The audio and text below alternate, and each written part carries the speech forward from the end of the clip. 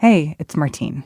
Just a heads up, this episode includes descriptions of graphic violence and some profanity, so please keep that in mind while listening. There's an important event in the civil rights movement that you might not have heard about in your history class. It doesn't get the same kind of attention as the March on Washington or the Birmingham church bombing or the Selma to Montgomery march over the Edmund Pettus Bridge. This story starts on a hot night in late June of 1964, when the Ku Klux Klan carried out an attack on civil rights workers. It was so brazen that it shocked the country.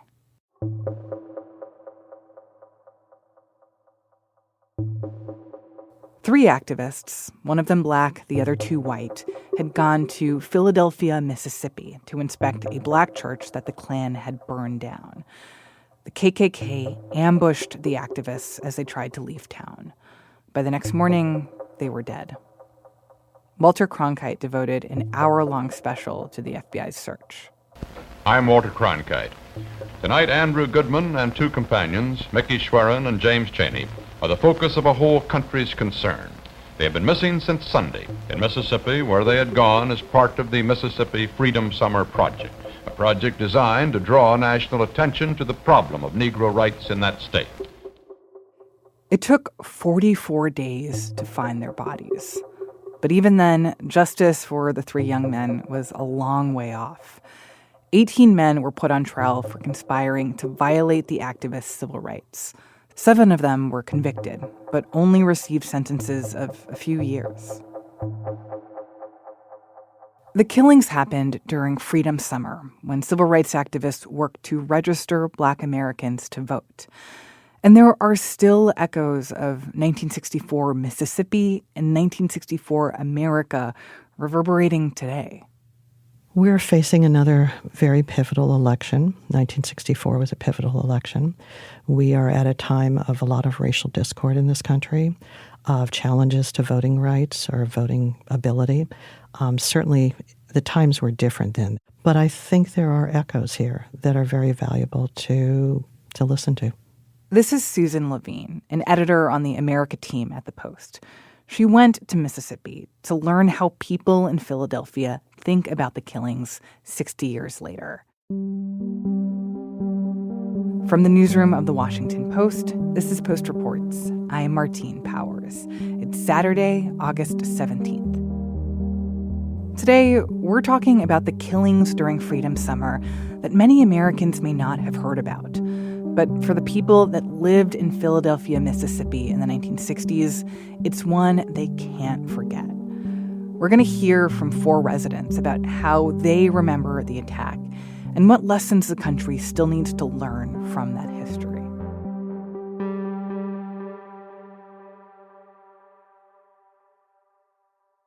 So give me some context about Philadelphia, Mississippi. What was happening there in the 1960s that laid the groundwork for these killings? This little line of mine, I'm gonna let it down. You had still Jim Crow segregation, legal segregation. Brown versus the Board of Education had been ruled by the Supreme Court in 1954, but in 1964, Mississippi schools were still deeply segregated.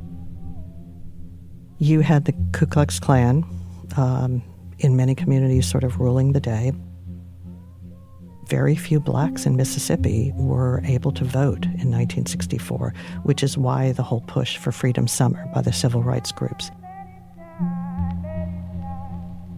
They were going to swarm Mississippi. They were going to bring down young college students from the North, largely white, because they felt like if anyone was potentially going to be safer there, it was going to be white kids from the North.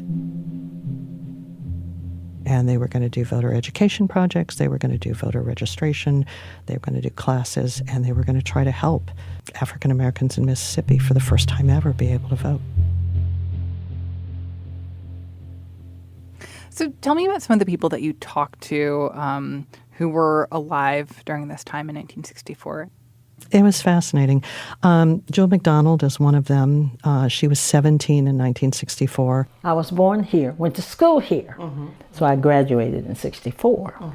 And not until 1970 is when they started to integrate. So where does the story of the killings begin for Jewel?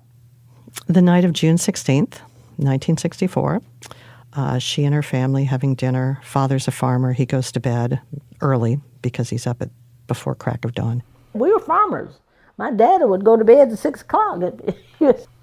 And suddenly, as she tells it, her mother realized they needed to go and turn in some money that they'd collected for the church. She said, oh my God. She said, I forgot all about that. Her brother says, I'll drive you over. They leave. She said, we won't be there long because we're already late. The rest of them are at home. And I will tell you from Jewel's perspective, what she learns later is that they're at the committee meeting. Sorry, this is a finance committee meeting at the church. Yeah. And her mother keeps seeing these lights flash in the window. Outside, the reflection of the lights. Like cars are coming, but no one's coming in the church, which she thought was strange. And then they get ready to leave. It's maybe 9 or 9:30. The mother and her son, as they're starting to pull into the road, the son is confronting a KKK member in front of the truck. And they had flashlights. It just scared her so bad. She, just somebody just walk out in front of you and you're driving. Why were these KKK members there? Like, why had they come to this church?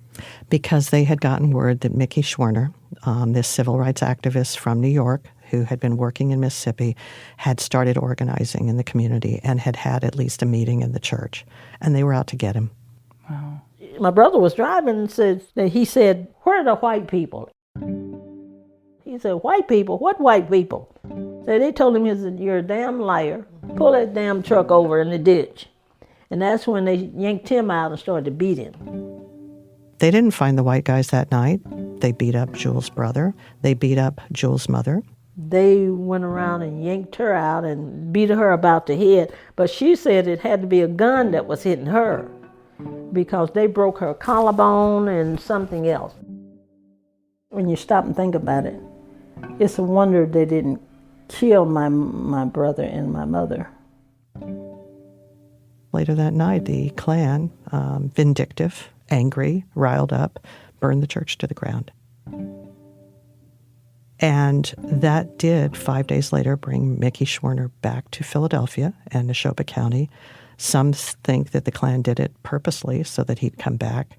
He came back with James Chaney, a native Mississippian, a black man, and he came back with Andrew Goodman, a 20-year-old college kid.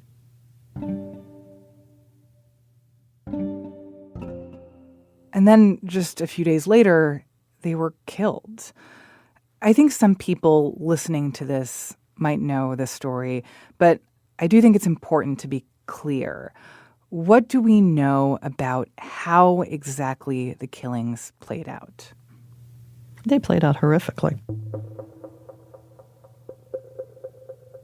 The three men were there on the 21st of June in Philadelphia trying to check out the church burning. And as they were leaving town, they get pulled over, and everything goes south from there. They get taken to the local jail. They get held. It was all part of the ruse, part of the scheme to get the Klan assembled. They are not allowed to make a call. They finally are let go about, I believe it's after dark, and told to get the hell out of town. And they head south on the highway and are ambushed. And then they are brought back somewhat toward Philadelphia. And they were taken up, and it's a very isolated spot even now. Walked into the woods, and I won't get too graphic, but they were shot and killed. There is some evidence that Andrew Goodman was still alive when he was then buried subsequently, because there was dirt under his fingernails.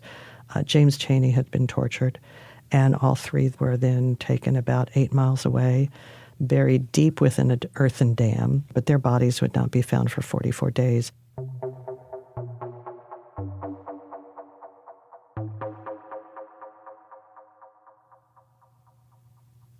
I think it is fair to say that if two of the men had not been white, this probably would never have attracted the attention it did. But during that time, many people in the state officials said, well, these were outside agitators and their disappearance is all part of a hoax. A hoax because they're just trying to draw bad publicity to Mississippi. So in those weeks, there were people who didn't even believe that these people absolutely had been not. murdered. Absolutely not. I think it's fair to say the white community in Mississippi, certainly the power structure of Mississippi, wanted to move on. They didn't want to focus on this. It was going to be an ugly chapter no matter what. They were still defending segregation largely, and they just didn't want to focus on this and really try to get to the truth. And that interest in moving on, as you say, it seems like that was pretty effective, right? I know you talked to a white woman from Philadelphia about how these events were essentially hidden. Indeed. Hello. Dawn, this is Susan Levine. How are you? I'm fine, Susan. How are you? Can you kind of introduce her and what she had to say about this period? Sure. Okay. My name is Dawn Lee.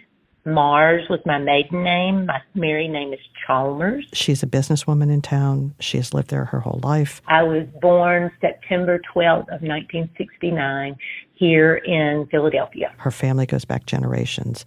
Her father, I learned, was an attorney, and he had defended one of the men whom the federal government tried to prosecute several years afterwards. I mean, I remember them saying my dad did not want to take that case on. Did your father ever talk about the trial or representing the guy? He talked very little about it, and I pressed him a little more about it, and he said, Dawn Lee, there are things that I just do not think it is safe for you to know. When Dawn said that to me, I was so stunned that I confess I did not press her. I think even if I had, she wouldn't have been able to tell me really what her father was referring to. He was certainly trying to protect her.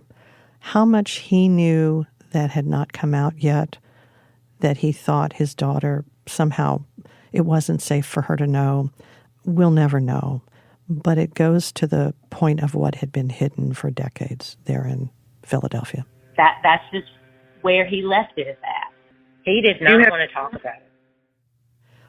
She is a fascinating person, and with a real sense of how could I have not known about this, because she didn't until she went to college.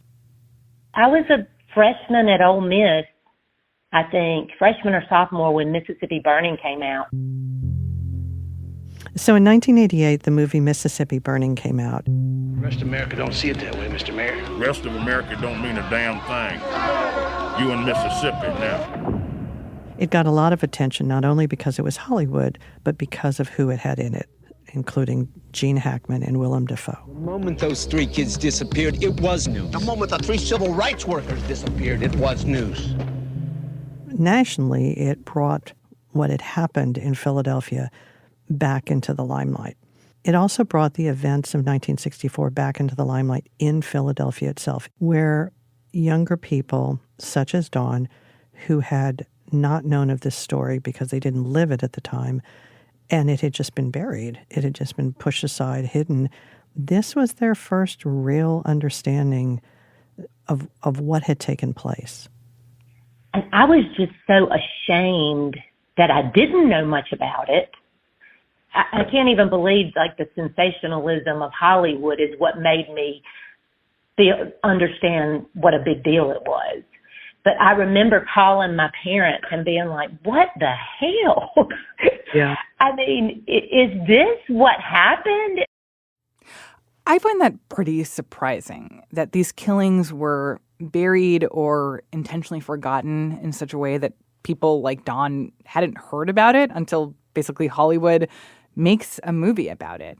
And I would point out a movie that a lot of people have faulted for portraying the FBI agents as the hero figures and almost ignoring the work of civil rights groups and calling attention to the killings. So I'm curious, how did Dawn respond to learning about all this? I just really couldn't get enough about it. I mean, I just wanted to know more. I think that's one reason why I wanted to get involved with the coalition. In 2004, a community coalition came together. They called themselves the Philadelphia Coalition. It was black, white. It also included Choctaw Indians because that is part of the community at large there. And they pushed for an actual community conversation about what had happened and then reconciliation and certainly justice. I mean, the main goal was to get the Attorney General to file charges. And it was only because, I do believe, of that coalition and its effort that the following year the state of Mississippi finally brought charges. The state had never tried to charge anyone before, and they brought charges against Edgar Ray Killen. He ultimately was convicted of manslaughter, not murder, but it was the only time Mississippi has held anyone responsible. So Dawn being involved in this group that wanted to talk publicly about what had actually happened here and to, in some ways, correct the public memory and seek justice for these killings, how does she feel about this now? Like, does she think that they achieved their goal? Finally, I don't know, it's just some sort of reckoning. You know, the feeling around feels like that sometimes, like how it was back then. Just that feeling of some anger and hate. And I just hate that. I mean, my God, can we not move forward while still talking and understanding what happened in the past? Dawn's comment is very perceptive and I think very, very important. She is saying we cannot just close the past away. It's not enough to say, well, we've learned from it, now let's just move on, because we have to carry that with us. It's always going to inform what we do, whether we realize it or not. And a point to stress here, she's not just referring to Philadelphia and Neshoba County. She's talking about really the country at large and issues that we're all grappling with.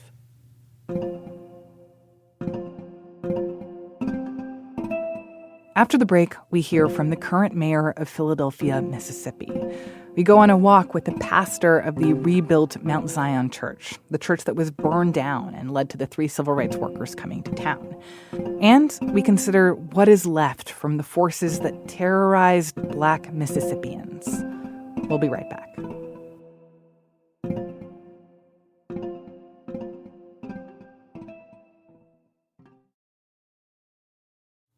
So, Susan, I'm curious what it was like for you visiting Philadelphia 60 years after the killings.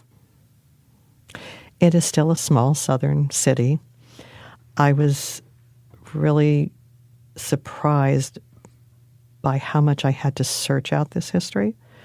I have been to Memphis and the Lorraine Motel, which is now a civil rights museum. And that, of course, is where Martin Luther King Jr. was assassinated. Indeed, at the Lorraine Motel. I have walked the Pettus Bridge in Selma, and you understand immediately the history there. And there are markers and there's support for helping you grasp the full story. There's none of that in Philadelphia. There is still, with some people, an attitude of, let's move past this now. Tell me about your conversation with the mayor. I'm James A. Young, born 11/7/55, native of Neshoba County, Philadelphia, Mississippi, all my life. He ran for mayor in 2009, became the first African-American elected. I won my first race by 45 votes. 45 votes. 45. We went after every live body that was registered. And sometime we had to literally plead with them to turn to go vote. I will never forget the mayor telling me that as a young boy, he remembers his father at times lying on the floor of their house. I can remember him laying on the floor in the living room with the rifle beside him. He was a protector. During that time, when the Klan would be roving around, we would have information, or the community would get information that the Klan is riding tonight, or they may be riding this weekend, or we're talking word of mouth. Word of mouth. We're talking word of mouth in the black community. So during those times, my father would be prepped. That's chilling. In 2024, that's chilling that this is part of our lifetime. I think it's important to remember, I mean, these killings were all the result of efforts to get Black people in this town the ability to vote. And in this moment where voting can be fraught in different ways, I'm curious what the mayor had to say about that, about the importance of voting now and the ways in which this issue is different but the same. He certainly draws a distinction between trying to take away your right to vote and hurdles. The freedom to vote has not been an issue. Going to vote is the issue. So the power of the vote, it's not stifled by threat anymore. It's stifled by setting up barriers that are rooted under the guise of being fair and equal. And this is what I said. This is me. The only way you're going to stop me from voting is you lock the door before I get there. That's where he is in a different category from some voting activist groups today who feel like any of the restrictions that are being placed or any of the questions about absentee ballots, et cetera, are part of a threat. Interesting. Yeah. If you say I got to have 10 fingers raised when I walk through the door, so be it. They fussed about ID. And I say you have to have ID to get Medicare, Medicaid. You have to have ID to get into these hospitals.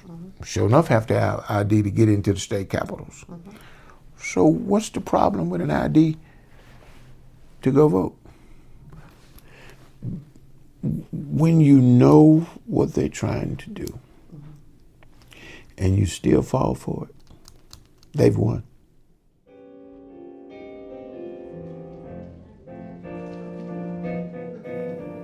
Who else did you see in Philadelphia, or what else did you see while you were there?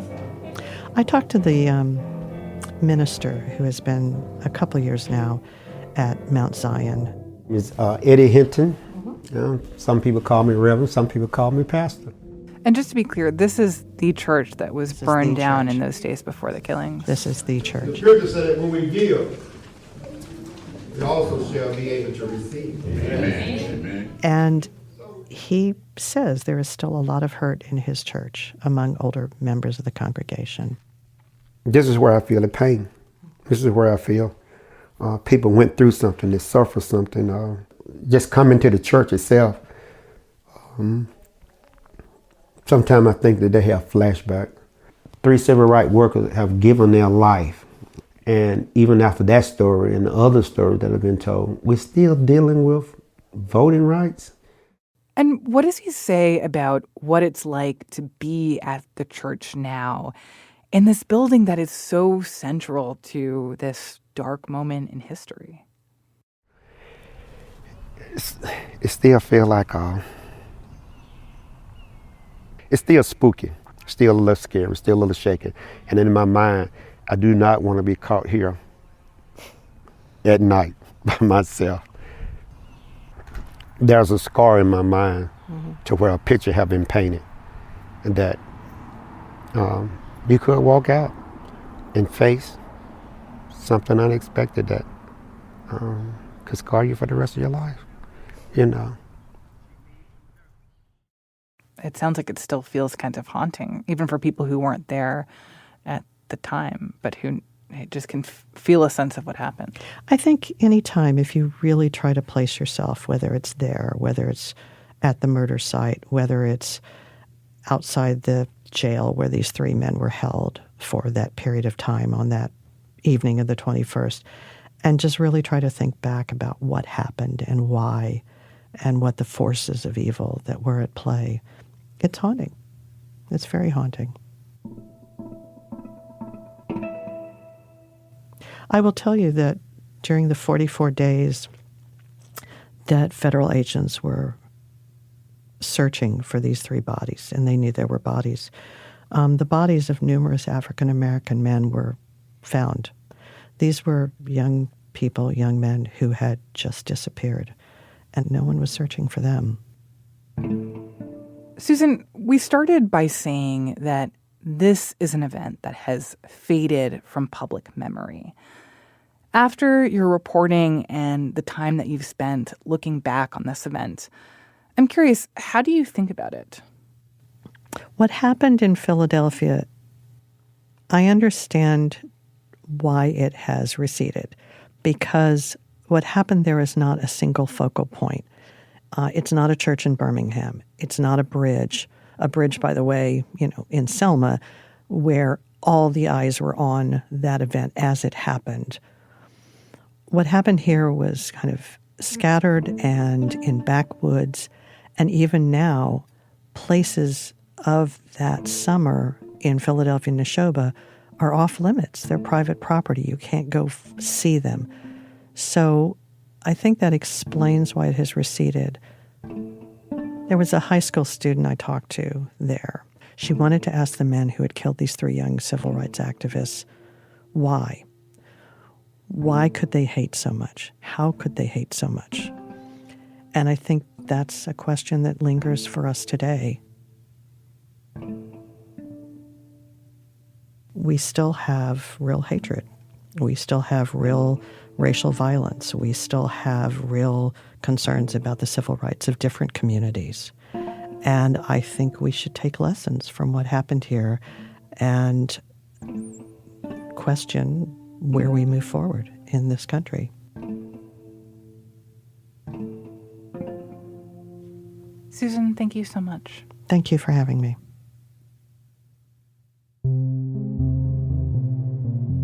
Susan Levine is the America editor at The Post. That's it for Post Reports. Thanks for listening. Today's show was produced and mixed by Bishop Sand. It was edited by Lucy Perkins. Thanks also to Allison Michaels. I'm Martine Powers. We'll be back on Monday with more stories from the Washington